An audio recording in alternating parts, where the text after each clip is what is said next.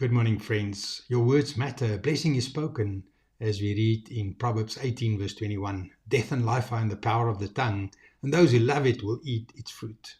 Please pray with me. Lord, today I acknowledge the power of words. Teach me to speak life, hope, and a blessing. I choose to line my speech with your truth. Where my words have carried fear or doubt, I ask for grace to change. Let me become a person whose words heal and build. I surrender careless speech and choose intentional declaration. Today, I speak blessing over my life and my future. I trust that words spoken in faith carry power. I choose to use my voice wisely as I declare life, peace, and hope today. I speak what aligns with you, and I trust you to bring fruit from it. Amen.